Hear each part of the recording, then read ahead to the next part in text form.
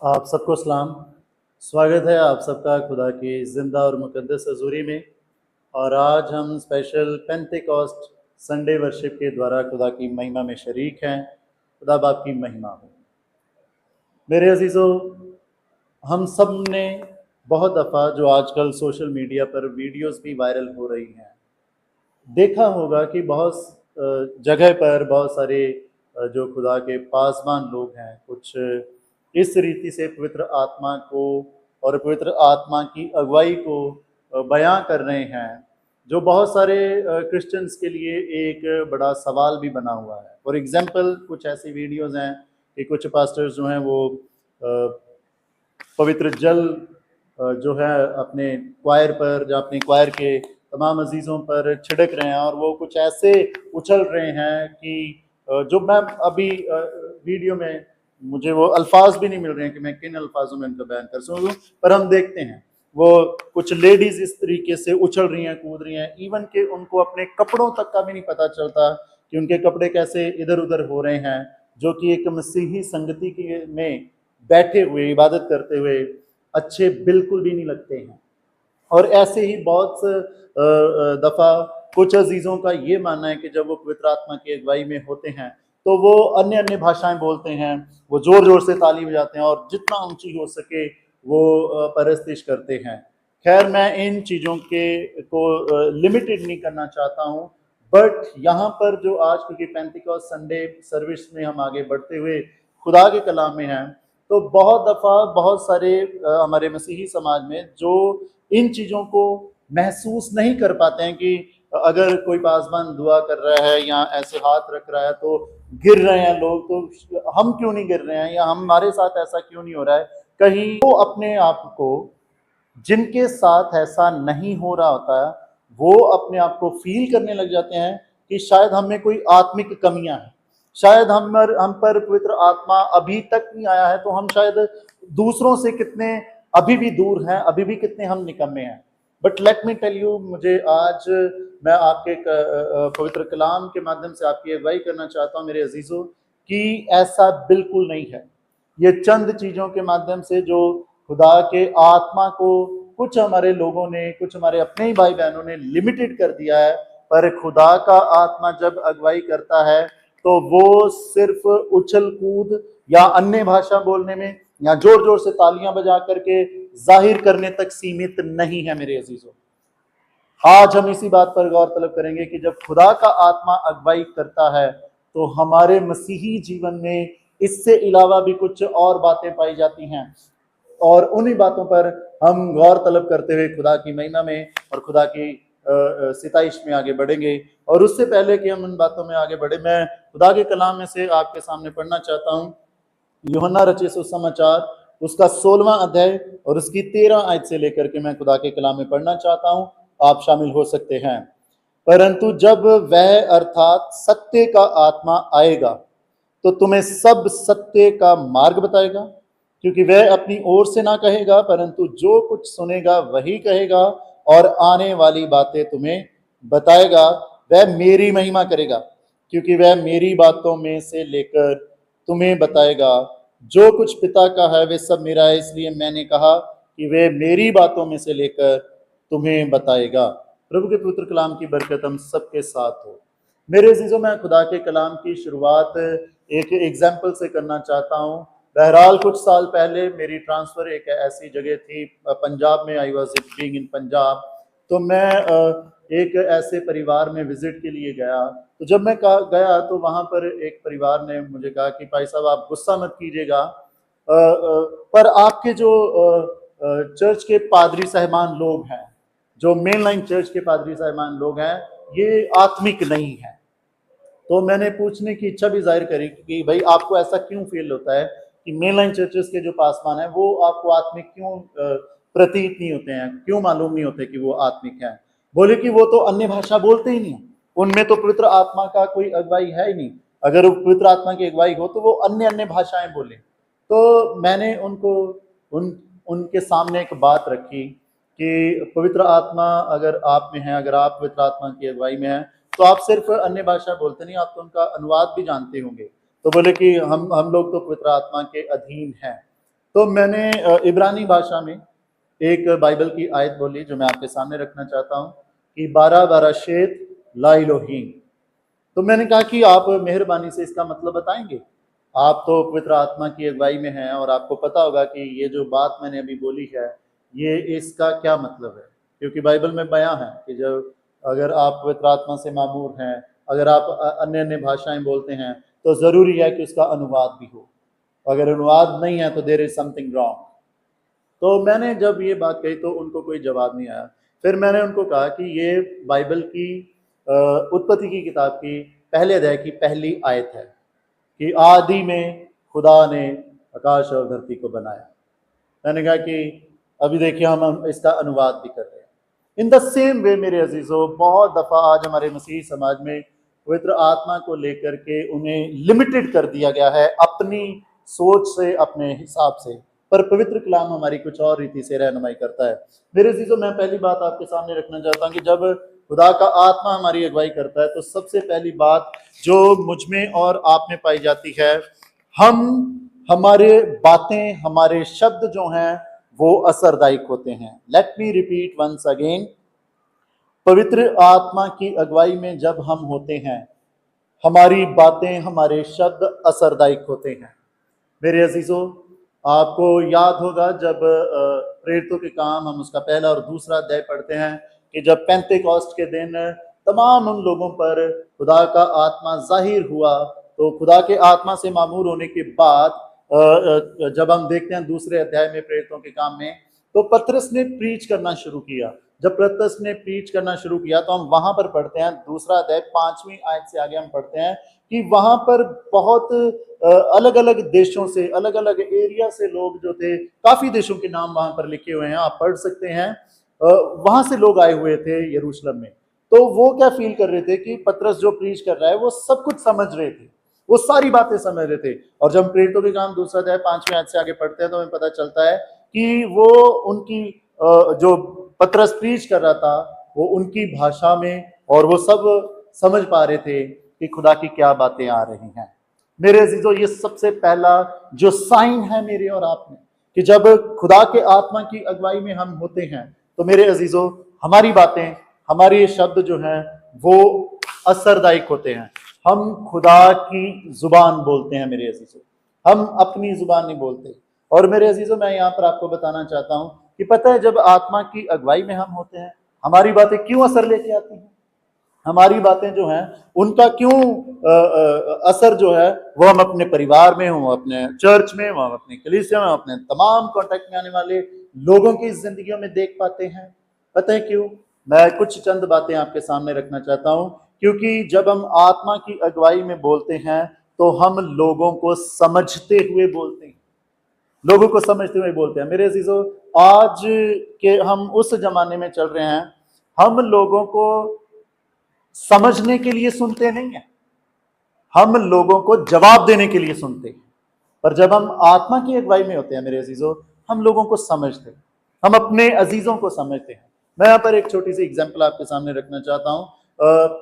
लगभग हर घर में, एक परिवार में एक मेंबर ऐसा होता है जिसको बहुत ही ज्यादा गुस्सा आता है। अच्छा, जब जिस बंदे को बहुत ही ज्यादा गुस्सा आता है तो उसके साथ हम क्या करते हैं, उसके साथ कैसे डील करते हैं? बहुत दफा मैंने जहां तक देखा है, बहुत दफा हम उन ऐसे लोगों को ये कह के छोड़ देते हैं कि यार इसका तो स्वभाव ही ऐसा है, इसका तो नेचर ही ऐसा है, इसको तो रहने ही दो, इसका तो काम यही है। मेरे अजीजों, अगर हम ये सोच के उनको छोड़ देते हैं ना, हम उनको मरने के लिए अकेला छोड़ देते हैं।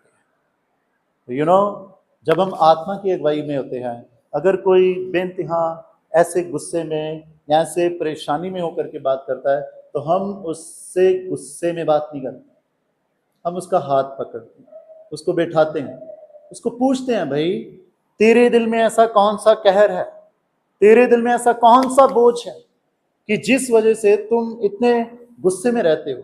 अब हम प्रार्थना करेंगे, let me tell you what's going on your mind. हमारे दिल में ऐसा कौन सा बोझ है, आओ हम मिलकर के उन चीजों को सुलझाते हैं।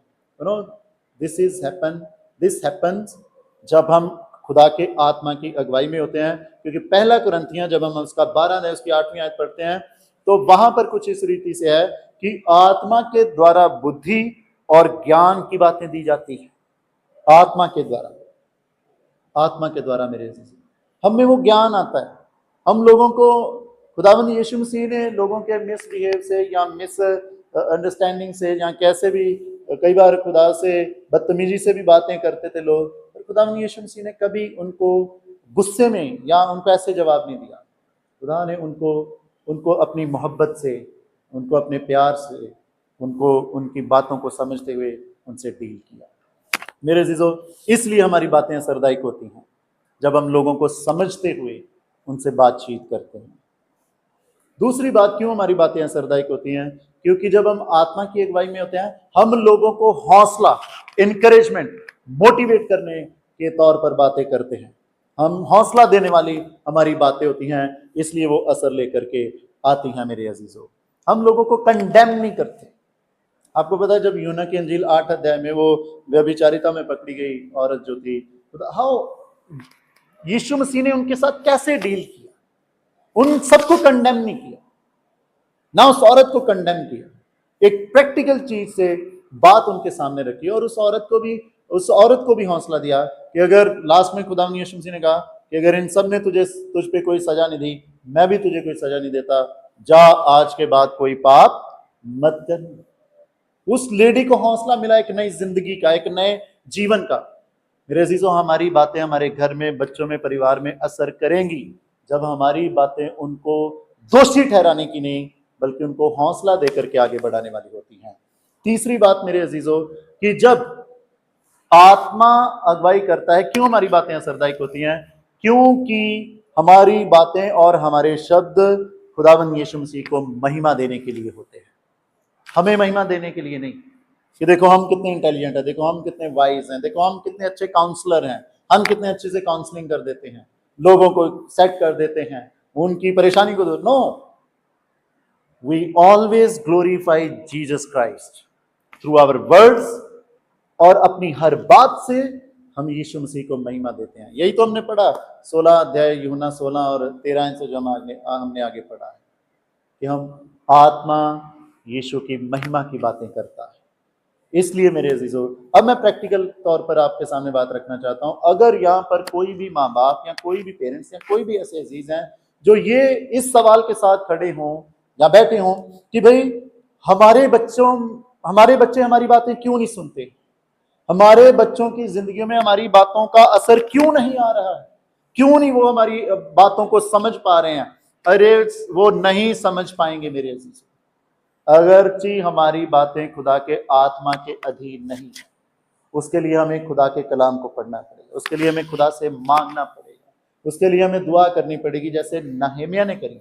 राजा के सामने जाने से पहले उसने जैसे दुआ करी, हमें भी वैसे दुआ करनी है कि हे प्रभु, मैं अपने नौजवान बच्चे को, बच्ची को, अपने रिश्तेदारों को, अपने इन अजीजों को कुछ समझाने के लिए, कुछ अच्छी बातों के गाइड करने के लिए जा रहा हूं। Please help me. मेरे शब्द नहीं बल्कि आपके शब्द हों। मैं कहता हूं यीशु मसीह के नाम में आपकी बातें असरदायक होंगी और उनके जीवनों को एक बेहतर बनाने के लिए होंगी। आमीन। आप ऐसे ट्राई कीजिएगा, क्योंकि हम अपनी समझ की अगुवाई में चलते हैं, क्योंकि हम अपनी अकल की अगुवाई में चलते हैं। नहीं, we are nothing at all. हमें डिपेंड होना है सिर्फ और सिर्फ अपने यीशु मसीह पे। उससे मांगो और उसकी अगुवाई में चलो, तो देखिएगा कि कैसे हमारी बातें हमारे अपने अजीजों के लिए असरदायक होती हैं। दूसरी बात मेरे अजीजों, जब हम आत्मा की अगुवाई में होते हैं तो हमारा सामना सच्चाई के साथ होता है। जब हम आत्मा की अगुवाई में होते हैं तो हमारा सामना सच्चाई की बातों से होता है। 13वीं आयत में हमने यही पढ़ा कि जब वह सत्य का आत्मा आएगा तो तुम्हें सब सत्य का मार्ग बताएगा। जो बातें सच हैं, जो सच्चाई की बातें हैं मेरे अजीजों, वो हमारे सामने आती हैं। हम फिर व्यर्थ की बातों में नहीं लगे रहते। जब हम आत्मा की अगुवाई में होते हैं, हम व्यर्थ की बातों में नहीं लगे रहते। हम जो बातें हमारे जीवन के लिए सच्चाई और बेहतर की हैं, बेहतरीन जीवन के लिए हैं, हम उन बातों में आगे बढ़ते हैं। नौजवान बच्चे आजकल के जो समाज की गंदगी है उसमें नहीं, उनको ये सच्चाई का पता होता है कि God has a great planning for me.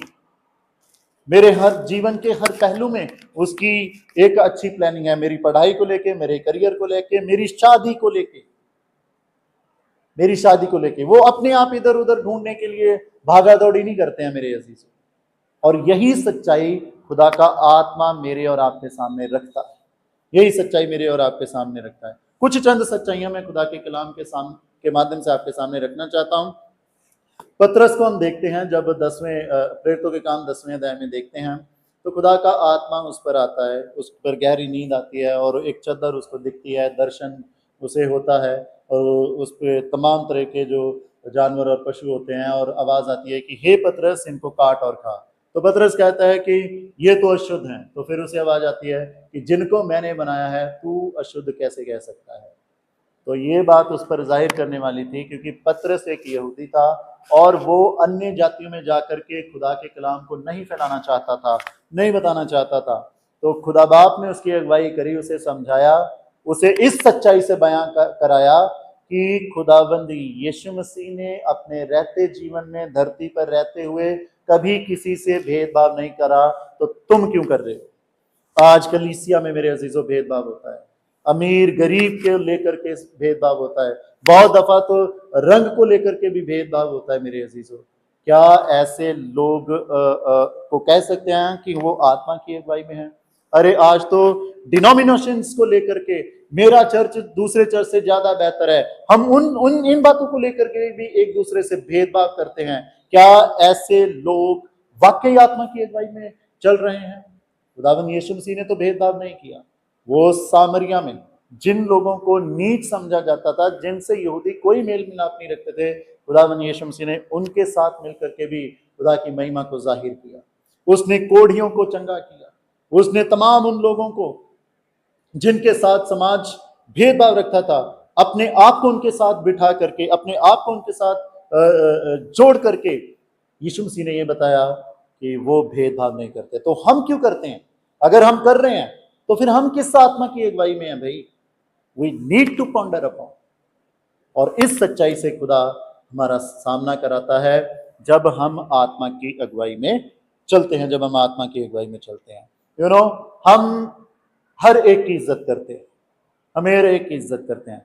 आज चाहे Roman Catholic, CNI, Salvation, Methodist, protest, Pentecostals हमारे आजाद जो तौर पर सेवा करते हैं, हम सबकी इज्जत करते हैं। हम जज नहीं करते किसी को भी। मेरे अजीजों, मैं यहाँ पर सिर्फ एक बात कहना चाहता हूँ, मैं हमेशा अपनी कलीसिया को भी अगुवाई करता हूँ कि never speak against any denomination और एनी पास्टर और एनी फादर और एनी ब्रदर। कभी भी किसी भी पासबान, किसी चर्च, किसी संगति के खिलाफ मत बोलो। हमेशा इन बात को याद रखें, खुदा के कलाम में है, जैसा तेरा ईमान वैसी तेरी बरकत। तो जो चर्च, जो डिनोमिनेशन, चाहे वो मेन लाइन है, चाहे वो पेंटिकॉस्टल है, चाहे वो आजाद है, चाहे वो कुछ भी है, जैसा उनका ईमान है यीशु मसीह पर, वो वैसी ही बरकत यीशु मसीह से पाएंगे। तो why do we do such discrimination against, why don't we respect each other. हमें एक दूसरे की इज्जत क्यों नहीं करते, एक दूसरे के विचारों की इज्जत क्यों नहीं करते।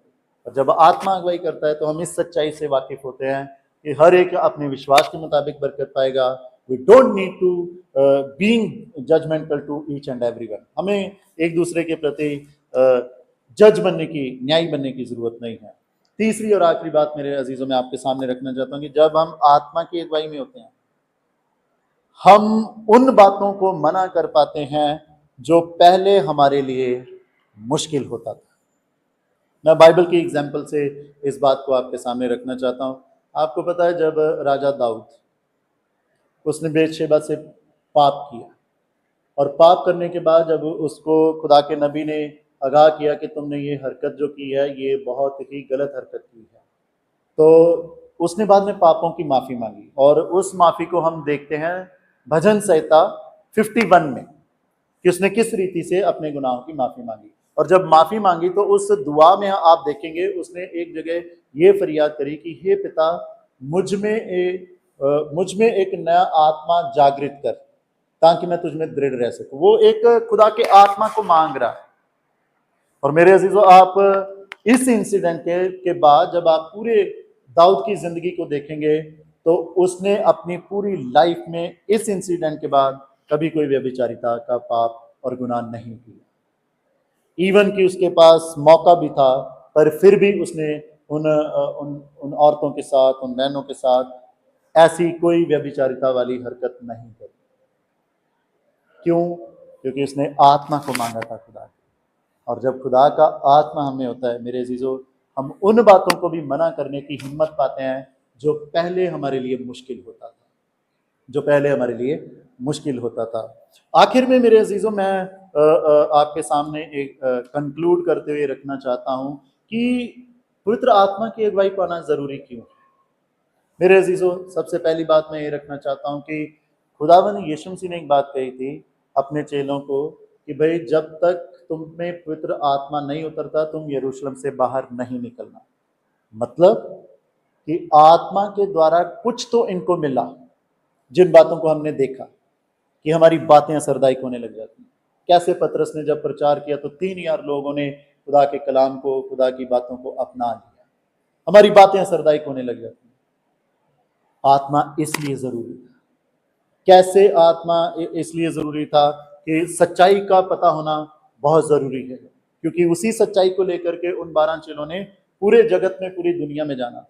तो खुदा यीशु मसीह ने इसलिए उनको कहा कि तुम्हारा आत्मा पाना बहुत जरूरी है। आत्मा पाना इसलिए भी जरूरी है ताकि इन फ्यूचर में वो उन बातों को अच्छे से मना कर सके जो पहले उनके लिए मुश्किल होता था। जैसे पतरस ने 3 बार यीशु मसीह का इनकार किया था, पर खुदा के आत्मा को पाने के बाद वो उसने निडर होकर के खुदा की सेवा को किया। फिर उसने इनकार नहीं किया, फिर वो खुदा की महिमा में निरंतर आगे बढ़ा। और मेरे अजीजों, मोस्ट इंपॉर्टेंटली जो मैं यहाँ पे साझा करना चाहता हूँ, आपको पता है कि जब राजा शाऊल ने पाप किया तो वचन में हम पाते हैं पहले शमूएल की किताब में कि उसके ऊपर से खुदा का आत्मा ले लिया गया और एक दुष्ट आत्मा जो था वो उसे उकसाने लगा। आज हमें ये देखना है मेरे अजीजों, क्यों जरूरी है खुदा का आत्मा हमें पाने की। क्योंकि जब शाऊल को दुष्ट आत्मा उकसाने लगा तो आप उसकी बाद की जिंदगी देखिएगा, किस कदर वो हर बार फना होता गया और इवन कि उसका पूरा परिवार फना हो गया। मेरे अजीजों, आज हमें जरूरत है कि हम खुदा के आत्मा की महिमा से आगे बढ़े अपनी आत्मिक जिंदगी में। और जब हम आत्मा की अगुवाई में होते हैं मेरे अजीजों, हम खुद सच्चाई को जान पाते हैं। हमारी बातें, हमारे बोल, हमारा जीवन हमारे घर के लिए, हमारे बच्चों के लिए असरदायक होता है। हम उन बातों को मना कर पाते हैं जो पहले हमारे लिए मुश्किल होती है। खुदा बाप हम सबको अपने पवित्र कलाम के द्वारा बहुत आशीष और बरकत दे। आमीन। आइए हम दुआ करेंगे। खुदा परमेश्वर, हम आपकी महिमा करना चाहते हैं आज पेंटिकॉस्ट संडे के लिए प्रभु जी, जिसमें हम प्रभु जी आपके उस आत्मा की सामर्थ को याद करते, जो आत्मा प्रभु जी आपने कलीसिया को दिया है ताकि हम बेहतर रीति से आपकी नजदीकी में आगे बढ़ सकें, ताकि प्रभु जी हम आपकी कमी को किसी भी रीति से खुदा अपने जीवनों में प्रभु जी महसूस न कर सके कि खुदावन यीशु मसीह फिजिकल तौर पर हमारे बीच में क्यों नहीं। पिता परमेश्वर जी, उस आत्मा के माध्यम से हम हमेशा आपको अपनी नजदीकियों में पाते हैं, अपने परिवार में पाते हैं, अपनी जिंदगियों में पाते हैं। प्रभु जी दया करें कि आज जो बातें कलाम में से सीखी हैं तो इनके मुताबिक हमारी जिंदगियों में हमें आगे बढ़ने की बरकत दें और सचमुच हम आपके आत्मा की अगुवाई में होकर के आगे बढ़े, आपके नाम को ऊंचा उठाएं। प्रार्थना हमारे मुक्तिदाता खुदावंद यीशु मसीह के नाम से मांगते हैं। आमीन। आमीन। God bless you all.